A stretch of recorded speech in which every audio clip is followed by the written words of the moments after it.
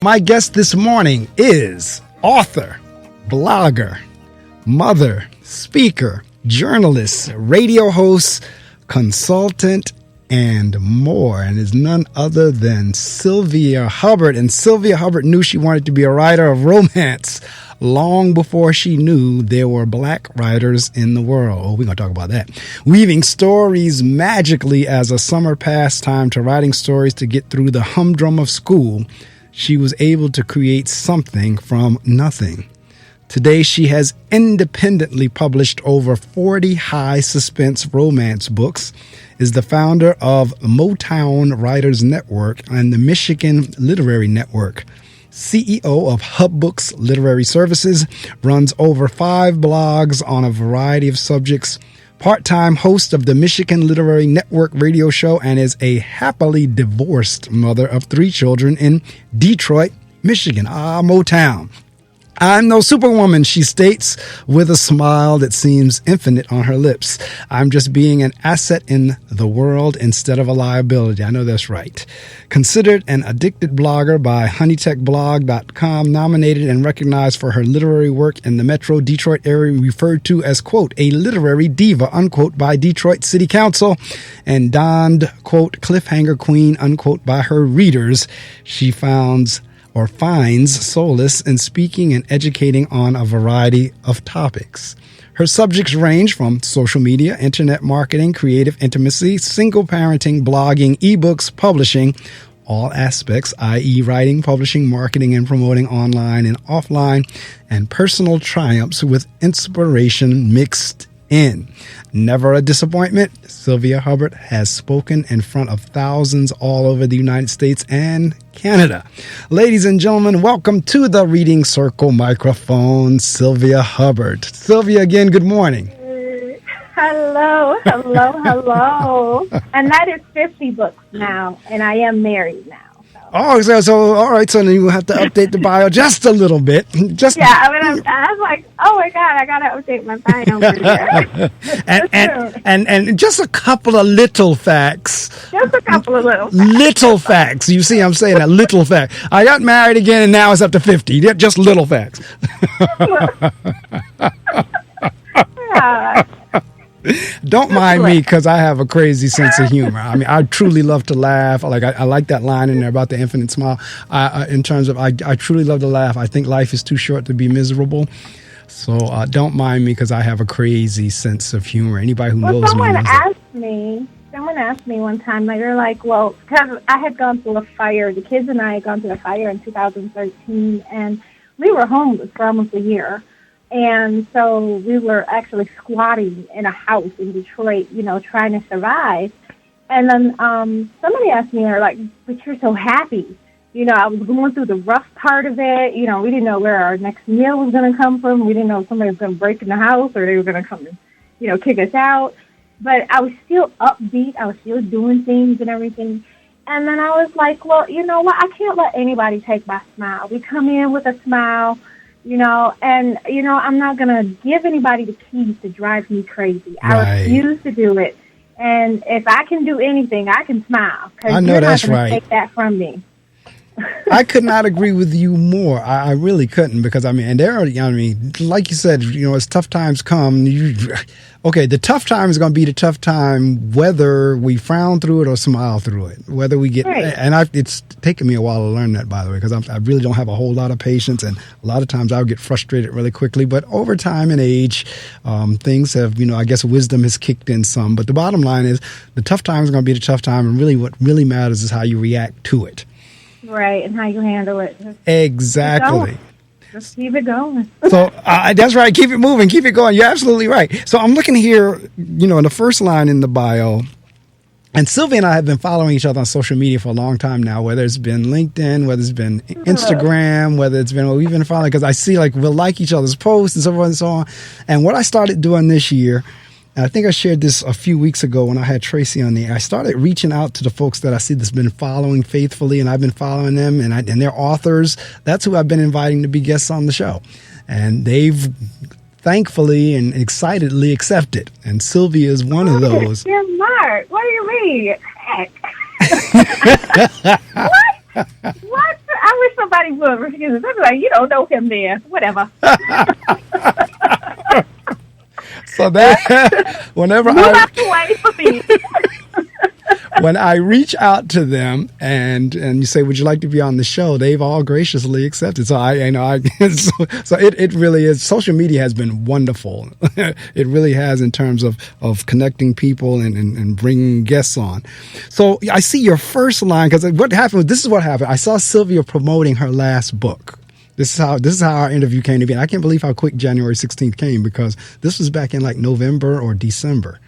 Yeah. That I reached out to her. But in any event, I saw her promoting one or two of her last books. And I said, you know what, that looked like it's going to be interesting. I'm going to download that one. Sure enough, I downloaded it and I started reading it. And it is. And so I said, I'm going to invite her to come on the show, because you could talk about your prior work as well as the newly released one. And she said, they're romance. And a lot of times I read a lot of self-help books, or I think they call them professional development books now, whatever the genre is called now, because it's changed. They changed the names. But in any event, it is good to get away from some of the professional, some of the self-help, just to get into a good old novel. And that's what had started happening when I started reading Sylvia's book, Black Innocence. Is Black Innocence, is that the latest one, or was there one, like there's a series of them? Well, yeah, that's the fifth in the book. So it's all Tyler's brothers and cousins. Right. So the Black family has something wrong with it. On Tyler's side, it's just that they have to go for revenge. Oh, like you wronged them, and they come back and they destroy you, your family, your mama, your great grandma. They taking everybody out. Well, it's not just like you said. They're taking everybody out. See, I haven't even got I've only gotten into the part of the book in the first few chapters of it where he hasn't got a chance to take everybody out. But you're gonna love him. Oh boy! I mean, right. The book opens up, and we won't give the whole thing away because we want you to get it so that you can read it for yourself. But the book opens up all nice and sweet and happy and everything, and all of a sudden, bam! Right. The wedding night occurs, and boom! So I'll just leave it at that. We'll talk a little bit more about it. But the name of that particular book is Black's Innocence. Taking her virginity was easy. Damning her soul will be fun. That's the byline on the cover. So right there, that ought to pique your curiosity. But let's roll the clock back a little bit in terms of, because it says, you knew you wanted to be a writer of romance long before. Like when we say long before, are we talking like grade school, high school, college, after school, after experiences? When did the whole writing thing come about for you? Well, actually, it was my mom because I thought it had started in middle school, and she had came to, like, one of my second workshops. She called me up, and she was like, hey, you got a workshop, can I come? And I was like, yeah. And she's like, can I pay? And I was like, Ma, you can't pay. So we got to the workshop, and somebody asked me the question, of course, how did you start writing? And I started telling them about my porch stories, where I would tell my neighbors' stories, leave it as a cliffhanger, and they'd have to come back for a nickel more. I'd just keep them hanging on every day until I ended the story. But my mom was like, nope, that's not how she started writing. And she said when I was 5 or 6, I would tell her lies all the time. And she just got really tired of it. So what she would do is, after I would tell her, of course, this is what had happened, she would give me a butt whooping for the lie, and then make me go write it down, and then come back and read it off to her again. And then she'd give me another butt whooping. So this was to teach me not to lie, but what really hurt was the severity of the lie, the effort that we put into the lie, which goes into storytelling. and it also hits upon human nature and character development, because it's really not the lie that hurts a person. It's really not, if someone told you a lie, it's not the lie that hurts. It's how much effort they put behind that lie of making it a truth. Wow. Now, that's a different perspective. Because, a lot of times we think immediately, well, you lied to me. But what you're just saying, well, it wasn't so much the lies, it was like you had to give some thought to that. Right. You have to really, and you had your boys back you up, too. You worked at this lie. That's what hurts the most. So she taught me that. I stopped lying. That's why I don't have a lot of friends. But I will always be writing all the time. Just write everything, every story that I came up with, every situation I thought of, I just write. She said I'd be a writing fool all day long, 24/7, just journals and journals of stories everywhere. So that's interesting in terms of, now, first off, let me go back to that was an interesting way of, or an interesting consequence, I would say. So you would make up a story for your mom trying to get out of something. So you would get the punishment, and then she would say, all right, now I want you to go write down what you told me. Mm-hmm. And then you come back and you'd get punished again. Right. That was, but see, this, all right, the part that fascinates me is the writing down of what you told me. Now, probably, and I could be wrong, of where she was going, because, the hardest thing once you tell a lie is to have to be able to tell it the same way again. Yeah, and that's what I would have. If I got it wrong, she knew what I said. She knew word for word. So if I got it wrong, there was the severity of that. Now, that's only, like, if you tell the truth is going to stay the same regardless of when you tell it. Right. A lie, on the other hand, you got to, again, talk about energy and work. What did I say last time whenever I told the story? Yeah. What did I say? So there's some serious I never heard of that strategy, but your mom has some serious psychology going on there to have you now write down. All right, go write down what you told me. That's some serious psychology. I got to keep that one in mind. But it also spawned, though, a passion that, I don't know, did you know that was there, or was it something? I mean, were you writing other things prior to that, or did that cause the writing? It caused, she said that I started writing all the time. I stopped lying and I just started writing everything down. And she said I would avoid chores. She could find me in backs of closets with my dad's flashlight, trying to hide just so I could write real late up at night, just writing, like pages and pages everywhere. So she knew it. She found it in me, which I'm so blessed to have a parent, that could help spawn my passion. Right. Because that's really rare where, your parent really helps you with that path. So I'm so blessed to have a mother who just knew that that's what I was to be. And she's always, like, every once in a while kept me on that path, or encouraged me, like, you can fall back on your writing, or go write. So, write some more then, So, yeah. Wow. And the other thing that I heard you say, which caught my attention, I thought was interesting, was you said you told your stories to neighbors, you would leave it as a cliffhanger, and then they would pay you a nickel to get the next installment? Right. So my brother was like the neighborhood hustler, so he always wanted to get money from his friends, because we didn't get, allowances. So he thought of this idea of inviting people up on the porch and then giving them food, which of course they bought. So we'd make hot dogs and have popcorn and pop. And to entertain them, we'd tell stories. I'd tell a story. And then I'd leave it as a cliffhanger, and they'd have to come back the next day. That's very that's a lot of ingenuity and very creative. What age were you all?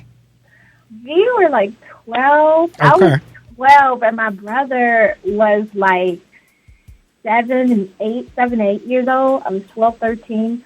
My brother was like 7 and 8. He was like a hustler. He was a young hustler. Well, I mean, first off, all right, hustler, yes, but I'll use another word. You all were entrepreneurs. In terms of, you were young entrepreneurs. But again, in terms of creative thinking, first off, okay, you opened up like a, you had, it was almost the equivalent of like a movie or something. Because just like if we go to a movie theater now, we buy popcorn and all that kind of stuff while we watched a movie. So you all had food going on while you were telling your stories. Yeah, and then you'd get to a point where it's, okay, story stops there. If you want to hear more, come back tomorrow. It's going to cost you a nickel. I take my hat off to you all, because see, you all started young with that kind of mindset. And I work with kids all the time, and back to this whole notion of imagination and ingenuity and creativity, many instances they don't have it. Now, I guess, in terms of like going back to your mom with you and the lies, I guess to lie, you have to have some imagination and creativity too. So a lot of creativity. So it sounds to me that you and your brother, whatever, like you all were very creative kids. Yeah, we were. Because then after that, we opened up an illegal arcade in our basement.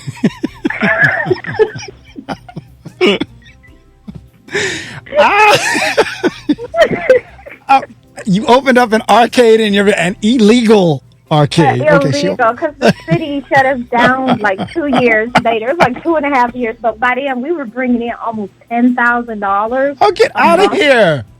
Yes, $10,000 a month. We had lines out the door. And this is in Detroit? Yes. And now, I don't know. Neighbors told on us. So, I guess so. You should have cut them in. But we were having birthday parties out there. They were so you are okay. Up in there. You all were true entrepreneurs. That obviously, as you grew into an adult, you turned. You did legal businesses. Did your brother go into his own business too? Well, no, not yet. He still has. Yeah, he has plans to do a lot of stuff, but right now he hasn't. Okay, so I just find that's to me is a fascinating story. I mean, it really is. As you can see, I really don't have a question list. I don't work off a question list. My interviews are always very. No, I'm fine. Yeah, my interviews are always very conversational, just like we're doing right now. That's the way all of them are, and I'm doing that intentionally. But that's how we learn so much, and I find the story fascinating. One, that you all thought this way at such a young age and actually implemented, actualized it, and actually was making money at it. And so I would think those skills would carry over into what you're doing as adults. And apparently from what I'm seeing with you doing, with the things you started in terms of the literary things and CEO of this and CEO of that, apparently that kind of mindset kind of carried over with you. That's why I asked you, did your brother start his own business as well? Because I could see with you, it did carry over for you. Yeah, it did. It was always, and I pushed on with my kids. I was like, don't wait for somebody to give you a paycheck. Go find that money on your own. There's always some legit way to make money. And nowadays, there's no excuse. Everybody can make a buck. Now, you can sit on your butt all day long and make a buck. Absolutely. No, seriously, with the technology, you really can. Literally. Which literally is right. Which leads me to, my next thought in terms of now you start, you were writing because you were doing that as a kid. And now at what point did you get to the point where you say, you know what, I want to do this. I want to get published. I want, my books out there. I want the world to be able to read my stuff. At what point did you hit that? Well, I knew I wanted to become an author. I wanted to see my name on a book. I've always wanted that since I was 12. Like, I was walking in the library and I saw those Fabio covers. You remember when Fabio was on all the romance covers? Right. And I was 12 and I tried to check it out and the library lady was like, no. So I did what any Detroit person would do and I stole it. So here we go again. Now look, I'm making you all respectable as entrepreneurs. So you didn't steal it; you borrowed it. I did because I returned it. So you borrowed it. You didn't. Later, I just dropped it off and walked right out. Like whatever. I read that book and I said, "Oh my gosh, I want to write romance. I want to be a romance author." And, life gets in the way. You go to college, you go to Freaknik, and that's it. You don't remember anything about your young life. you grow up real fast. Yep, that's correct. And then, I was having my daughter, and I decided, as I was holding her in my arms, I said, I cannot be a hypocrite. And I cannot tell this child to follow her dreams and passions and goals if I'm not doing it myself. And then by that time, I was 24. Right. And I just decided at that point, I am going to be an author. I am going to see my name on a book, and I am going to write and publish a book. That didn't really happen until 5 years later because I was researching, trying to see how it's done. I was sending out letters to publishers, and getting all the rejection letters in the world back. And then a friend of mine, it was going on the Y2K bug came in. And then everybody was like, oh, my God, the world's going to end in 2000. So I was like, you know what, Lord, I'm just going to go ahead and do it. And that's when Ex Libris just opened up. And they were publishing for free. I remember that. So I sent my book to them. And I had finally finished the book because of the Y2K bug. I finished it in November of 1999, got it copyrighted, and then I sent it off to Ex Libris. Of course, I only knew half of what was going to happen. And in January of 2000, I go out on my porch and, boom, I'm an author. There's a package on the mail with my book on it and my name on it. Now, so that's how it started. It's interesting because in many instances, and this is my 20th year on the air, June will be 20 years. And I can't tell you how many folks who have written books who would tell me on his show, I'm not an author. Like, what do you mean you're not an author? You have a book out, you're an author. But at the same time, many of them said, no, I didn't start out to be an author. They didn't have that dream as a child of being an author. They didn't definitively say, like you just said, I am going to write a book. I want to see my name on the cover. I want so forth and so. A lot of the authors that I've had on it just kind of came, and that's why one of the reasons I asked that question is kind of like, how did this all start? Because for some people, I hate to say by accident, but something else happened and they just happened to be put in, and before, lo and behold, they became an author. But for you, what I'm hearing is it sounds like you were very intentional. Like that was your goal and your intent and your dream, as you say, to be an author. I needed it to be my goal in life, because from everything that I have done, fiction writing is in my head. It's kind of like smoking. You're always thinking about smoking a cigarette. I'm always thinking about writing a book. So I have to produce a work of published art in order for me to be me. If I'm not doing it, I'm not breathing. Wow. That's interesting in terms of, because you just said the word fiction, because there's the definite, I told you in the beginning, whenever I was talking about when I downloaded your book, I read a lot of self-help, professional development, a lot of, professional type books. So every now and again, I really do like reading just a novel and just to get away from, the technical stuff. So when you say fiction, what, and you're talking romance and you're talking African American, because again, when the name that's always associated with romance was Harlequin, and I'm trying to think of some of the other, romance folks. Their name is big. Arabesque. Like there are some stuff. Right. There are some authors that immediately, when you walk into Walmart or wherever you go to the book section, the romance, like I said, Harlequin, they got a whole series, and I'm trying to think of some of the authors there. But now you're talking romance, a black author, and fiction. So talk to me a little bit about, were there any challenges with that? Because I see, that's what I told you when I was reading your bio. I said, we're definitely going to talk about that. You said you weren't seeing that many black authors, particularly writing in romance.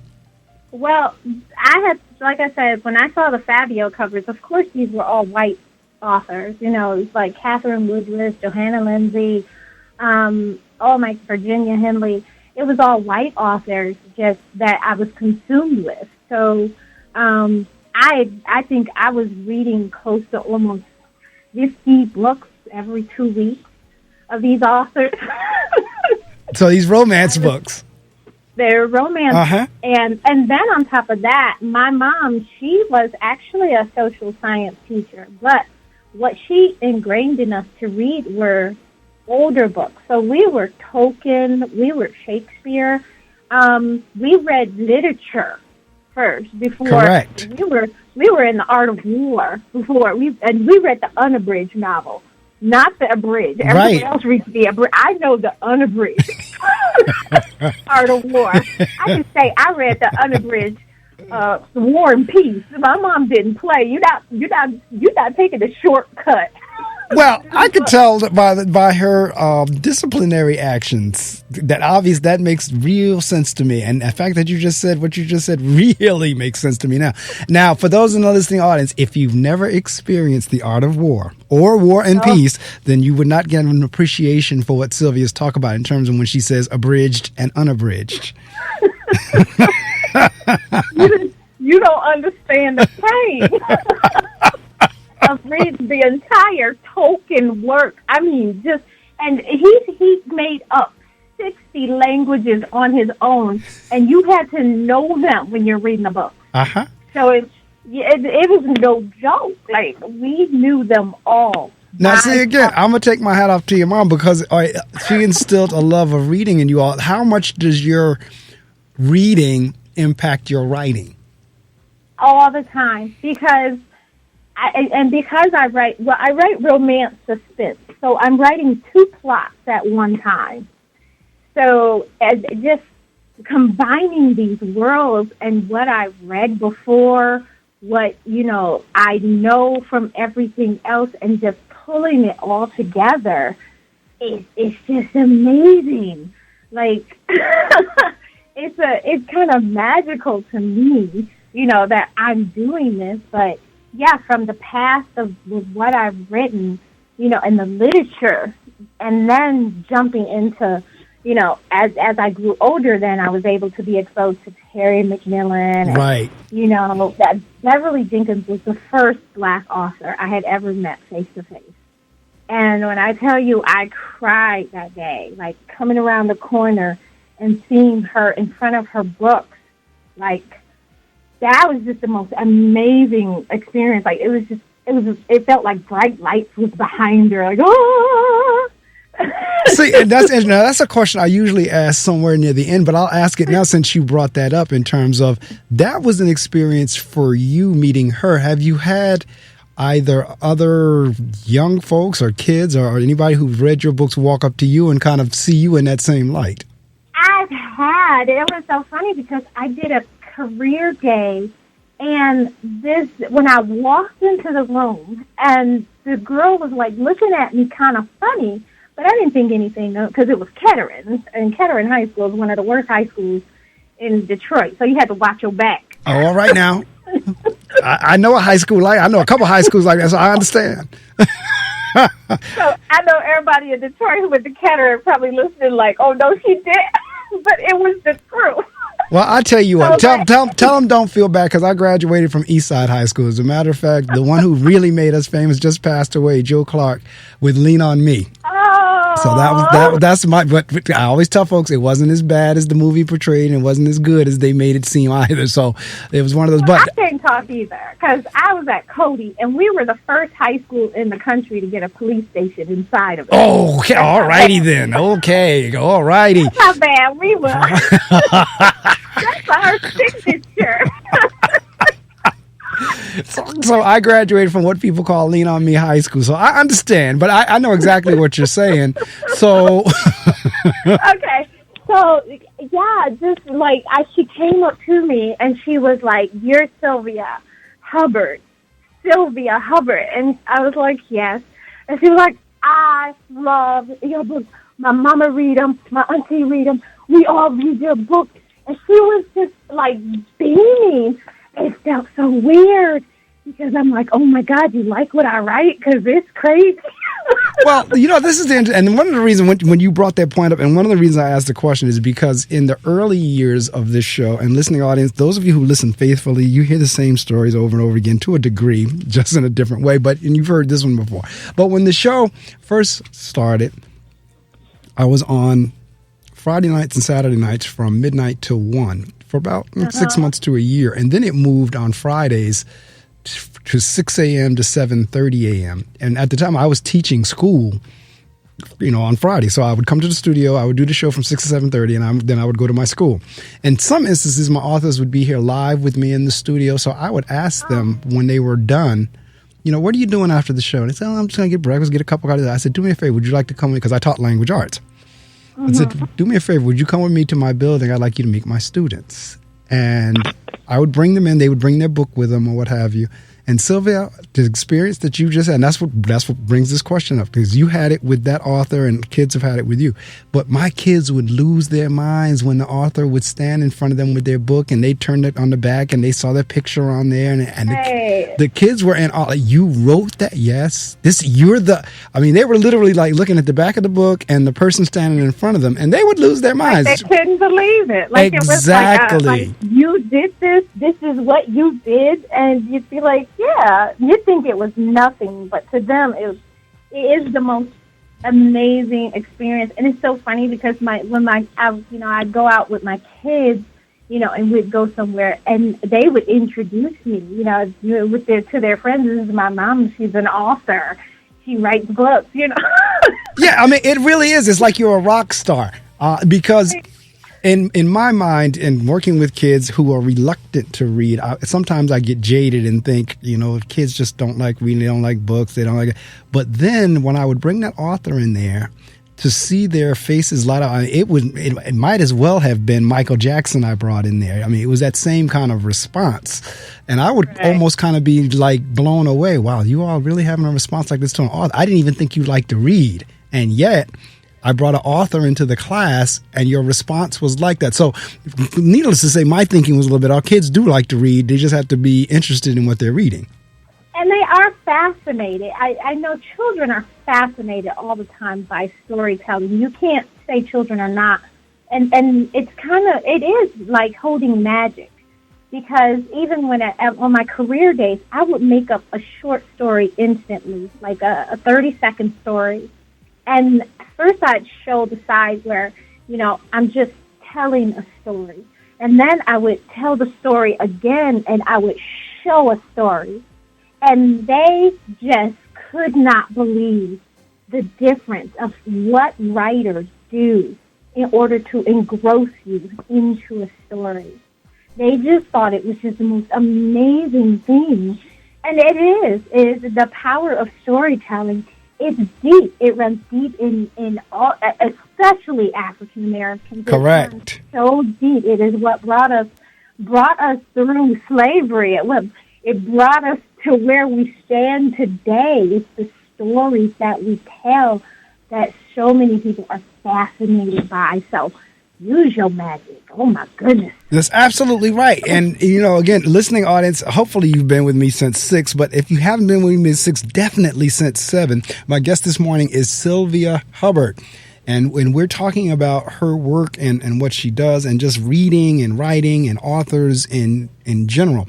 And Sylvia's calling me out of Michigan. She's calling me out of Detroit. What time is it there? Is it like 6:30 there or 7:30? Yeah, same thing. Same 7:30. Oh, so you're on Eastern time with me. All right, so I don't feel too bad because because a lot of times my guests are in different time zones. So you're about at the same time. But she's calling out of Detroit, given the experience there, and so what we're talking about here is critical. And she just said a statement that is absolutely 100% on point. In fact, that is in the African American community and culture, as well as many other communities. Storytelling is the way that we've made it through, is through stories. And that's why in the African American community, we have call and response. That's a little bit different from us. Like when we go to our various churches, you'll hear call and response. But storytelling, and she's absolutely right. And then when you start talking about writing, because for those in school, students in school, if you take your literature or your language arts courses, you usually somewhere in your academic career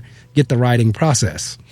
Mm-hmm. And what Sylvia was just talking about was people don't even stop to think really what goes into the creation of a story. They just pick up the book and not realizing what the author went through to get you to read that story and to keep you hooked. Mm-hmm. So tell me a little bit, and I know for you, because this has been a really fun, I can feel your energy through the lines, all the way from New Jersey to Michigan, I can feel your energy. So I know when I get this question, I know the answer is going to be a lot of fun. But talk to us a little bit about your character development. Over the 20 years, I've had authors who said that their characters eat with them, ride the train with them, sleep with them, so forth and so on. Like, that's how their characters, that's how they develop them and they come alive. I had an author one time that said his intent when he was writing the book was to actually kill this particular character off. But he had gotten to know the character so well that he couldn't do it. Mm-hmm. So talk to me a little bit about in terms of your character development. What do you go through when you're trying to develop your character? When you're trying to develop Black and all those different characters, how do you go about that? Okay, so if you remember the movie Glass, and the guy had all these personalities, right? Mm-hmm. And he said they all sit in a chair and some of them get to hold the light. So that's how my head is that I have all these characters in my head, and they're all sitting in chairs. And before they come on paper, I have to get to know them before, I have to just get to know them. I have to know their name, what they like, their birthdays, what's their fault, what's the benefit of them being in this story. I mean, I have to know everything. So if I meet somebody in real life and I like a tick about you, or if I like the way your humor is, or, I like a physical characteristics, you go, one of that characteristics or that personification gets put into somebody in the chair. And until that person in the chair is complete, then they can go into the light. And then the other person who is supposed to be their love interest has to be on the opposite end of the spectrum. That means whatever they like, they don't like. Whatever they want to do, they refuse to do. So now, are your characters alive for you? For me, they are. That's what I thought. I kind of figured that with you. To me. They let me know, hey, I like this person. I like what they're doing. That goes good with me. Or when I'm talking to other people, I can hear my characters actually compartmentalize at night. Hey, we were watching that movie and this happened. Can this happen in my story? So I'm building behind them what their story or their struggle is going to be about, or what what unique things about them. So everything I do out in the real world gets put into one of the chairs somehow. And once both of them are complete, I find a story that will make them hate each other and that they will never, ever, ever fall in love, and then I try to fix it. So, for example, in Black's Innocence, we're dealing with Lauren and Dylan. Right. Lauren, and what we're dealing with, you've met Dylan, but you've met his best friend, Tyler. Yes, so Tyler, really, yes. Lauren and Tyler. And it was just, I had a lot of friends, and I know you meet these women, too. You can't say you have not met these women who, already have their husbands in their head. They're praying for their husbands every day. They're buying things for their house to be. They're saving money because they want the perfect house, perfect life, perfect husband. They just want to just live for that moment. That's all they want to do is be a wife, a mother, and just that's what makes their life complete. And I know you've met those women, but they have no other intentions in life. This is what they plan. Right. But I always say when you make plans, God laughs. That's correct. and that pretty much happened to Lauren. I mean, she had built her life where she was smart, she was intelligent, she saved every dime she ever had for this life. Every single bed, borrow, stole, whatever she had to do to build this life for her. And it just ended it. And it was just all taken away. And that's just the first 3 chapters. That's exactly right. That's what I said. We didn't even get to, we just, like she said, that's the first. So we're trying to entice you and encourage you to get the book. So we won't give you the ending. We won't give it away. Well, I just want to say the book is basically about finding the love you need instead of trying to work for the love you want. Correct. And this is the thing now. So my next, and given that it's fiction, where does your ideas and concepts come from? Everything. That makes sense. Right. That makes sense. You plan a whole bunch of stuff. we're like our own little planet. You're like, ooh, that could never happen outside of Detroit. Are you serious? Girl. And I used to work at 911, and people be like, ooh, that'd be making a good story. I bet you come up with good stories. And I would tell them, even if I put the whole truth into a book, you would never believe it. I would have to add lies in order for you to believe the nonsense that I received from 911 Detroit. I mean, I've gone across the country and met other 911 operators, and they said they would never want to work in Detroit. Because the stuff that comes, and you say, what? You answered your phone. Oh, my God. You are hilarious. Oh, my goodness, girl. You know 2 a.m. calls ain't nothing but trouble. From an ex you got a PPO from. Let's see where this one and then what happened, ma'am. You are hilarious. Now, listening audience, I'm going to take a quick aside here because I know exactly what Sylvia is talking about. That same trip that I was talking about earlier when I got pulled over in Pennsylvania was because at that time, our operators were on strike. And that's another one of those positions that you really don't give thought to unless you have to do it. And so the managers of the company had to now go in and be the operators. And when I tell you, like she was just talking about the calls that come to, first off, I said, this is going to be a piece of cake. Because I was basing the number or the times I call an operator, which is hardly ever. And so I said, well, no one calls the operators. This is going to be, boy, was I wrong. So I can't imagine the calls that I got as an operator in terms of the calls that you would have gotten for a 911 operator. And when I tell you that phone does not stop ringing, it does not. You can't get off one call before another one. The button is lit again. All the way until you clock out. And that's correct. You even clock out till you finish that. That's correct. We couldn't even, so let the next shift not come in because you got to sit in that chair. So I was doing regular operator. But the commentary calls and the things that we got as a regular, I'm sure cannot compare to what you must get in an emergency situation in terms of 911. So, and then when you couple that with being in Detroit in an urban area, in a metro area, I most dangerous city in the United States. You hard on Detroit, boy. But in any event, I would only guess that it could make for some interesting storytelling. And so my guess is you've used some of your experiences in 911 as part of the action in the stories in your books. Really, a lot of times I'm using more of the medical information and the police procedures because I do write suspense.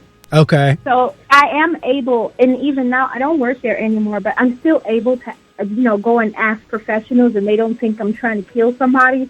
Like, okay, if I kill somebody and how many charges would you file? Like, what do I have to do to get out of this? They don't think you're trying to kill somebody. So you make it very clear. Look, I'm an author. I'm doing research for a book. Right. So a lot of them know me now, so I can call them and ask, I know someone in homicide, so I can just call them up and be like, hey, this is an idea. Do you think it can float well? And, they'll give me like, hey, we'll be looking for this and this and this. And it's like, okay, good. I know what to make sure it's believable suspense. Right. Now that's interesting because I watched a movie last night, and that's what the plot of the story was. A young lady who was she actually was a newspaper writer, and she wound up writing a story about romance on an aircraft carrier and how many soldiers met on a particular. It was one of the Hallmark movies last night. It actually was good. It caught my eye because of the military. But that was the upshot of the film, was her being an author and she was writing a story on romance. Mm-hmm. So whenever you're doing the romance side, because there's the suspense side and there's the romance side. Right. And they have to go at the same time. So in terms of like how real or how graphic on the romance side, do you really get in depth, or do you I'm a fly on the wall. I'm a fly on the wall. We want to see. We have to see everything. Have you ever, in terms of like when folks read it and see you, have you ever caught any flack for that? I have, but it's mostly with the younger women. They'll say, "Oh, that was really graphic." But I get in a room with a bunch of old women and, oh, girl, that was a bomb. I ain't been like that in my husband in 20 years. My husband kept asking me for I'm telling you, you are hilarious. But I get a lot of flack from like 30-year-olds. They're like, well, did you have to put like, okay. And one girl even noticed, she said, I counted that you changed the name of a male member over 20 times. I didn't even know you could describe it like that. She's like, how did you find 20 names? I was like, girl, it's just a moment. Like, that's what it was. Oh, my goodness. But that's always, and see, this is the reason and a lot of times I will get a lot of Christian fiction authors. And they always get into that dilemma, and I, every time I talk to them, we go down this same road. They always get into that dilemma of the sex scenes in the book and they're being members of churches or their religion or whatever. And I'm always kind of like... closing no doors. I hate closed doors. I can't stand that closed door, turn off the light. What? And so I'm kind of like, okay, well, why are we always like pretending like sex is so taboo, yet we're all here? We had to be created some kind of way. But in any event... And I would say it was from because my dad he had like 7 daughters. So raising 7 daughters in Detroit is no joke without somebody getting pregnant. So in terms of, again, ideas, character, because I see you have you have the Black series, and I'm looking on your website now. You got the Dark Black Family series, Dreams of Reality. Yeah, then it's an Innocent series. But they're all standalone books. So all these are standalone books, and actually, what they are, that's why I call it the literary world of fiction. Right. Because they all their characters carry over to other books. Okay. So actually, Tyler Black is in 4 other books as a lawyer to other people. So if I needed a police officer, the police officer from Dreams of Reality will also appear, in 2 other books. So all these characters carry over, and then they get a book of their own. Okay. Now let's go back to something you said earlier in the interview in terms of you sent out your work to publishing companies and you would get the readers, because that was up until, again, with technology and self-publishing, that was the only way you could go. You sent your stuff to the publishing company and you got the rejection letters, and then you just kept doing until finally one of them said, hey, I like that. But with self-publishing, that changed the game. Right. Talk in terms of what was it like for you whenever you decide, I heard you talk about the Libris, sending it off there. Have you stuck with the Libris, or, you've done your own thing now in terms of self-publishing? Talk to us a little bit about what is it like to be a self-published author in comparison to like having to go with one of the big houses. Well, so after my first experience with this Libris publishing, my first was Dreams Reality with them, I realized that I had to make a choice, and I had become like a newly single mom, had got divorced from my first husband. And the government makes you choose between buying food and spending money on yourself. Correct. Otherwise, you go to jail because you didn't feed the kids. So I made that choice. I had to feed the kids instead of buying my books. But it made me frustrated because I'm an author. I just published my book in 2000, and it was going on 2003, and I hadn't published another book. And I was running low on money, and I was talking to my mom again. Like, I wasn't complaining I wasn't begging for money. I was just telling her, Mom, if I just had $100 a week, so it could just cover the expenses of, get me to that next paycheck at the beginning of the month. Right. I will be fine. I just need $100 doing that week, and I'll be good. And she was like, well, Sylvia, all you got to do is sell 10 books a week, right? And I was like, yeah, but I need to do it again. I need to come out with a new book. And she was like, well, just do it. Come out with another book. And if you need more money, come out with another book. And keep coming out with books until you get what you want. So I did what my mama told me to do. I just went and I published my next book. But this time I decided I couldn't go through Ex Libris because the cost of printing cost too much. I couldn't get my books. So I decided to go with another publisher. And then I know I used Lulu. I had tried Lulu. I had switched to so many, literary services or print-on-demand companies until finally, I think by my 4th book, I finally just said, I need to learn how to do this on my own, sustainably, without taking money out of my food budget. Right. So, and it worked for itself. And KDP just happened to be created. Well, Create Space. I found Create Space, And then that's when I knew. I was like, okay, this is where I'm going to make my home at. I had been using Ingram, but even then, just the cost was just astronomical in terms of me getting money back and guaranteeing that I was going to get that money that I needed, without waiting for it for like 6 to 8 months, before I saw it in my bank account. And that's where the conflict grew. Like, okay, fine, Ingram is a great publisher to work with, but I need my money. I need to pay those bills, and I got 3 kids to feed. And you don't play, you got 3 kids. Right. Everything in the house too. I know that's right. Come home and have your carpet gone, and you're like, "Ma, I thought it was spaghetti." And you're just like, "Hey, I need to put some food in the cabinet." So I needed to create a cost-effective way to be head of a household, run my publishing industry, plus be able to do speaking engagements. Right. And going through Create Space actually created those opportunities for me. So that's how I worked my publishing business. All right. That's how I continue to publish. And then once you settle on what you're going to be doing, and you get that foundation, I was able to just pump books out, literally just pump 3 to 7 books a year out. And in terms of distribution, because I got most of my books now, I usually do through Kindle. So I see you're on Amazon, and how are you in local bookstores or in the Barnes and Nobles of the world? Yes, I found ways to be in local bookstores, because now in the beginning they didn't, but now they actually use Baker and Taylor as their side distribution to independent bookstores. So a lot of bookstores do still use Baker and Taylor, but they've also switched over to the Ingram platform as well, and they're slowly switching that out too, so that like libraries and independent bookstores and bigger bookstore chains can get your books. But I found ways to pull my books through them, because like if enough readers walk into a bookstore, I don't care where that book is, that bookstore is going to find you. Right. So I literally would use the method of, we're doing word of mouth.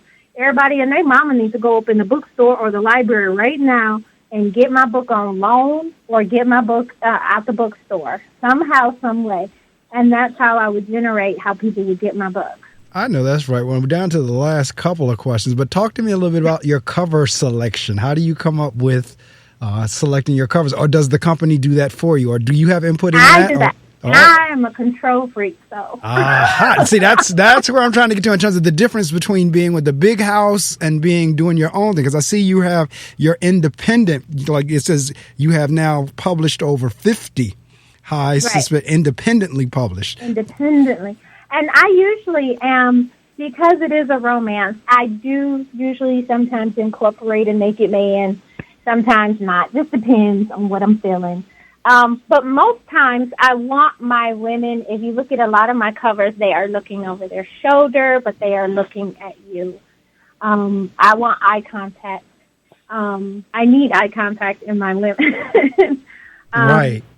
So, and then I want it kind of like, I do kind of feel that Harlequin Fabio feeling. I want you to be caught up in their lives. So I didn't go the route of, barely clad or anything like that women. I want you to see that I'm just like you, and this is about our story. It's not just her story, it's our story. And, I'm just bringing to life, women who are like me, who just, looking for love, but end up almost dying to get it. Wow. And then lastly, the Michigan Literary Network and the Michigan Literary Network radio show. What are they all about? Okay, so Motown Writers Network was originally created back in 2000 when I first came out with my book, because I found that, remember, you would have to go buy the author's book, buy the author's program, right, do the author's workshop, jump through hoops and rings and fire in order to just say, okay, where did you get your printer from? Where did you find the marketing? How did you figure that out? So what I did was I created this website where I would interview authors and, be a journalist. As a journalist, I would write down interviews and publish them on this website. And the website was actually fake. Okay, all right. No, well. Authors would tell you all their business. You know, you didn't have to go buy a book. You didn't have to go buy any publishing program, nothing. So I would do this because, of course, we had that food conflict going on at home. So I didn't have any money, and that's what I would have to do. Well, I put a subscription box on this site, and I had, like, daily, like, it'd be almost daily updates of articles I found that were helpful or information about selling books. And I found that there were not a lot of information, especially in Michigan. It was not enough education on publishing. So that's why I created this site, more for me than anything, and where I, you know, just store information in the blog. Well, I went to this thing a year later, and this lady, we all had to put, like, what organization we belonged to. And at the time, I was in Detroit Writers Guild. So I put that down, and I'm walking around, and I see a couple of people with Motown writers on their badges. And I'm like, oh, my God, did I steal their name? And I felt awful, you know, because I didn't research the name. I just named it that. And I'm like, oh, my God, who runs this? I'm going to be so embarrassed. So I walk up to this girl, and I was like, you know, how did you get a part of this membership? Who was Motown Writers? And she's like, oh, my God, it's just a fabulous organization. You go and find all this information out on their website. They're like, I love this. This is just amazing. And I was like, what's this website? And she's like, it's MotownWriters.com. And I was like, I got members? Wait a minute. How do I got members? And they put it on a badge. Right, they were proud. They were like, they just thought this was fascinating. And then people thought, oh my God, you're Sylvia Hubbard? And I was like, oh, I owe you money? I was about to run up out of there because I was like, cool, I don't know you. I was like, that lady in color purple, I don't know you either. I don't know none of y'all. But, like, I went on the back end and saw, like, over 75 people had signed up, and that's what I had put. In order to be a member, all you had to do was sign up. And they signed up, and they would get updates. I did not know this. So I started, like, I still continue to do this, and to this day, that's what I do. So with the Michigan Literary Network, we basically, now that's like our reader portion where we have under book clubs, and we have interviews with authors, kind of like our own entertainment. Right. And, you know, our YouTube channel and our podcast. So, you know, we do a whole bunch of stuff. We're still existing, even though, you know, we're virtual now. But we still have interviews. We still send out information about the publishing industry. We still highlight authors. And we're going 20 years strong, and we have like over 10,000 people now on our All right, now. See, there you so from 75 to over 10,000 people. All right. So, boy, you have truly made me laugh this morning. I've had some good laughs with you this morning for sure.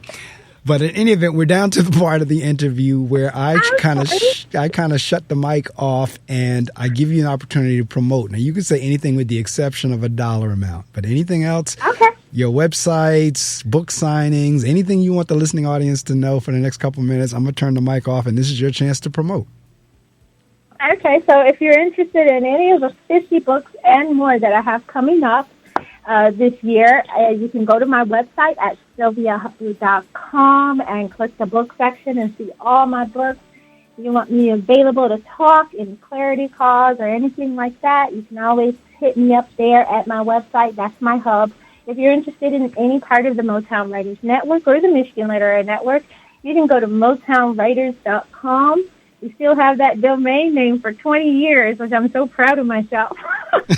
And you can go there and join for free still. Meet us up on Facebook and hit us up. Just type in Motown Writers Group, and we're there every second Saturday with information on helping writers get to their literary goals and connecting readers to Michigan authors. And, of course, you can hit me up on any social media at Sylvia Hubbard 1. That is my handle all over the place. On Instagram, Twitter, YouTube, even Clubhouse. I'm Sylvia Hubbard 1, so you can always hit me up and you can ask me questions, you know, talk to me. I don't care, invite me on your show or any other platform. Happy to talk. There you go. You're on Clubhouse?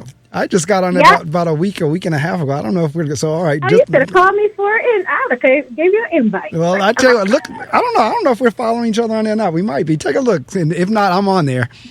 Okay. All right. Well, I tell you what. I mean, some of my interviews, all of my interviews, I absolutely love them for different reasons. But this one, I love this more to me for the humor that you brought, the lightheartedness.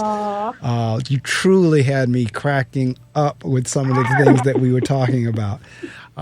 So, if you a listening audience, as you read her book, she does the romance, suspense, and she has humor in there as well in the writing. Also, again, her name is Sylvia Hubbard. Her website is sylviahubbard.com. It's all together, and just like it sounds, SylviaHubbard.com. And she has all the different links there. You can tap into each link to find out more about it, like the blog, services, the books, the literary world, any events. All of it's on her website. So if you go there, and like she said, she's on all the different social media sites. Sylvia Hubbard 1, you can catch her there. But Sylvia, thank you so much for rising early and joining me this morning. It has been a blast, a bunch of laughs. And again, the books, for those of you, if you're like me and you do a lot of reading and you just want to get away for kind of like what we call the beach novels, you know, when you go on vacation and you want to read something, this is one that, you can take a mental vacation with from your normal reading. And again, you'll always be wondering what is going to happen next. Because I'm still wondering what's going on with Dylan, Tyler, and Lauren. Oh, you got to finish it. You're going to love Tyler. You're going to be like, oh, this is my boy. This is my boy. Where was he when I needed him? For such and such. Because this guy got it. You say, I'm going to love Tyler. All right, I'm going to keep that in mind as I'm reading. Oh, you're going to love him. All right. Well, I tell you what, thank you so much for joining me. I had a blast, and I'll be in touch. I will get you the links. As I said, I archived them on my YouTube channel, and I will send you an MP3 link. And once you receive them, you are free to do whatever you want with them. They're yours. Oh, make sure everybody listen to this. This is fun. There you go. All right. Well, I tell you what, have a blessed week. And we'll be in touch. Take care. Bye. Bye now. Oh my God, that was one of the funniest interviews I've had in a while. I mean, I could tell from when we picked up, she was gonna have that kind of spirit, that kind of energy, and you need that. You really do. Again, her name is Sylvia Hubbard, and you can go to her website, sylviahubbard.com.